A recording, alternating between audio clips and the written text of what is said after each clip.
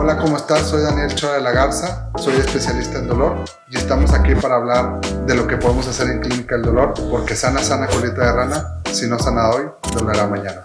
Hola, ¿cómo están? Continuando con los temas de dolor y emoción, obviamente con nuestro invitado Carlos Arnaud Gil, psiquiatra y psiquiatra de enlace.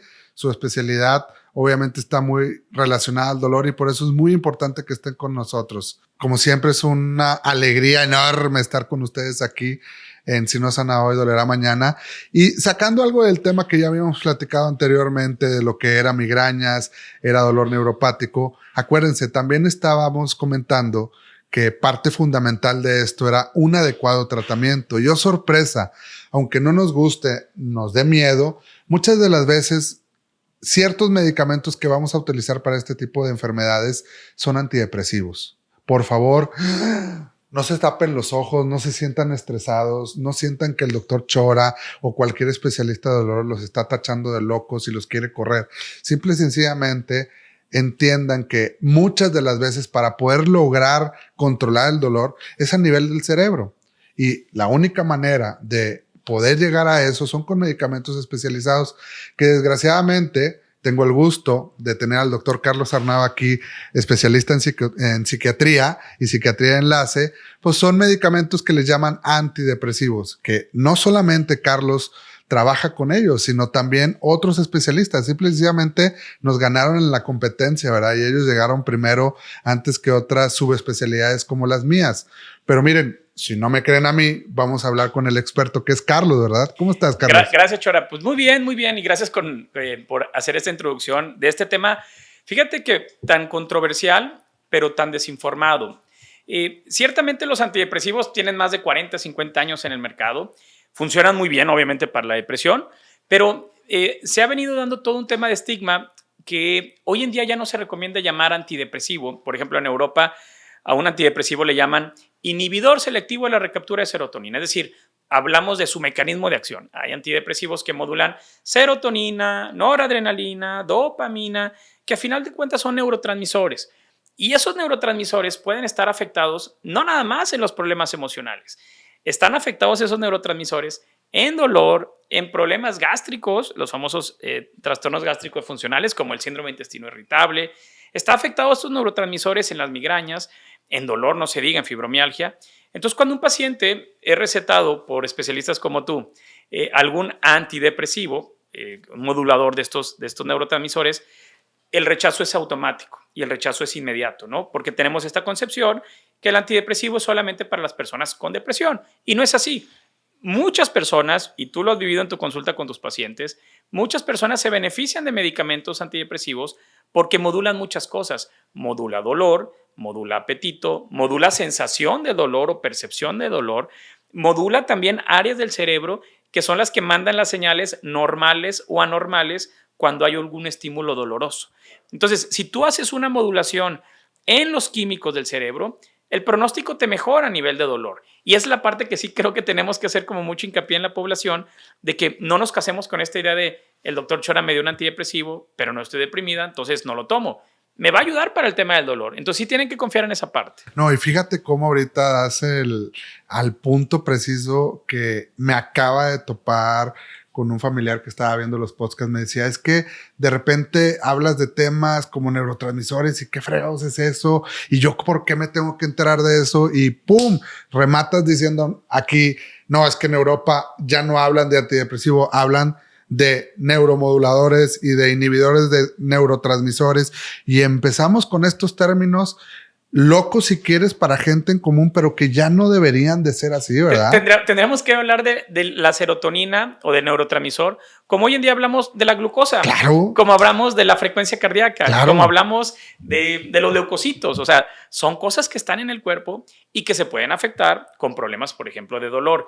Y regresando entonces al punto, ¿cuáles son los medicamentos que más utilizas, por ejemplo, tú, Chora, para temas de dolor, que son antidepresivos? Fíjate, generalmente acá muchos de los que utilizamos y que tienen más soporte, pues son los antidepresivos tricíclicos, en donde ya unen 3 neurotransmisores para poder controlar, obviamente, el dolor. Los antidepresivos duales, que son como la duloxetina o la amitriptilina, y yo creo que de los muchos que tenemos, 2 que son piedras angulares, ¿verdad? Ya obviamente yo les digo a toda la gente, pues no hay recetas de cocina que quisiéramos dar. Ahí es donde empezamos amitriptilina, empezamos con duloxetina. Si nos cae mal, hay otros medicamentos que hasta nos benefician, como la venlafaxina. Venlafaxina, claro. Pregabalina, que son los anticonvulsivos. También la mirtazapina, que nos ayuda mucho a controlar no solamente el dolor, ahorita lo estábamos platicando con el tema del sueño, y también me ayuda con el tema del apetito en pacientes con cáncer. Entonces se nos empieza a abrir esta baraja, ¿verdad, Carlos? Y no es más que, como dices tú, aterrizar y acostumbrarnos a decir serotonina, como decimos glucosa. Yo estoy totalmente de acuerdo contigo. Uno de los temores, y yo escucho todos los días en la consulta con pacientes que vienen por primera vez, uno de los temores que muchos pacientes tienen es este mito de, es que me voy a hacer adicto con el antidepresivo, es que me voy a crear dependencia. Y les pongo el ejemplo bien fácil. Si una persona tiene diabetes o si una persona tiene hipertensión, y para la diabetes toma el antidiabético y para la hipertensión toma el antihipertensivo, entonces, si yo tengo si tengo depresión y tomo un antidepresivo, ¿causa dependencia? ¿Le causa dependencia a una persona estar tomando antihipertensivos por su hipertensión? Pues claro que No, es simplemente estar modulando con medicamento una función que el cuerpo no puede librar, no puede ajustar. Y es lo mismo con los antidepresivos. Los antidepresivos no causan dependencia, no causan adicción, no son controlados, no son de receta, que pidan receta en las farmacias, pero hay tanto estigma, Chora, que muchas personas, y yo estoy seguro que en este momento nos están viendo y están escuchando este podcast, seguramente han tenido la oportunidad de recibir algún tratamiento por algún experto en dolor y que les hayan recetado alguno de estos medicamentos y por ese estigma lo han rechazado.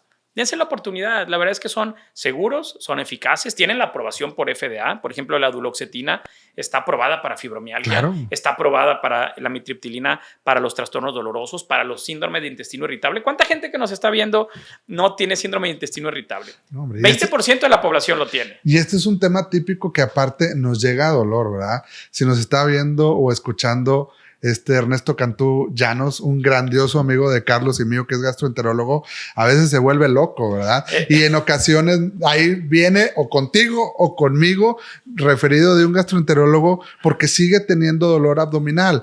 Y claro, pues muchas de las veces es muy mal conocido. No sé si te acuerdas un caso, yo creo que de los primeros que te envié, Carlos, de un muchachito de 12 años de edad que en la escuela aquí de Monterrey lo estaban bulleando y llega a la consulta referido por un gastroenterólogo pediatra que decía que no entendía su dolor. Oye, y lo único que hice yo fue revisarlo, entender estas vías dolorosas, entender que el segundo cerebro que tiene nuestro cuerpo son los intestinos y ¡pum! Lo primero que le dices es, ¿cómo te sientes? No, y empieza a llorar el niño. Entonces, pues era un dolor abdominal, pero con un antecedente psiquiátrico atrás de él y era bulleado, ¿verdad? El tratamiento con él fue amitriptilina, lo recuerdo bien a este chico, mejoró el dolor, pero al final de cuentas el tratamiento fue cambiarlo de escuela. ¡Claro! Y que no lo bullearan. Y ya no hubo dolor, ¿no? Recordemos que el tracto gastrointestinal es el segundo cerebro. Hay más fíjate, este dato no te lo sabía, Chora.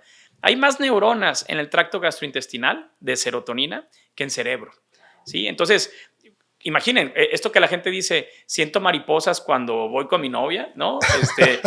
Pues sí, es el tránsito gastrointestinal. Entonces, estamos poniendo el ejemplo del síndrome de intestino irritable, pero por ejemplo la migraña. La migraña también se modula en muchos tratamientos con antidepresivos, como la misma amitriptilina. Entonces, ¿cuál es el mensaje, Chora? Como para ir aterrizando esto y cerrar.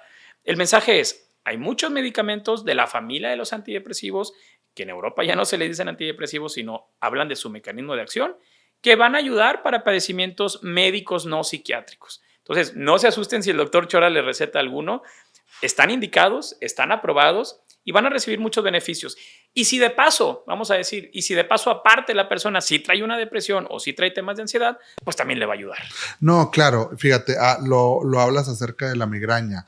Muchas de las ocasiones los pacientes se cansan, por ejemplo, de ver al neurólogo, ya lo hemos platicado, y les cuesta trabajo entender que hay tratamientos médicos profilácticos y una de las... Preventivos, sí. Sí, preventivos totalmente. Y algo muy importante que necesitamos entender, por ejemplo, en las migrañas es en ocasiones necesitas empezar el tratamiento antes de que ya tengas la crisis de dolor.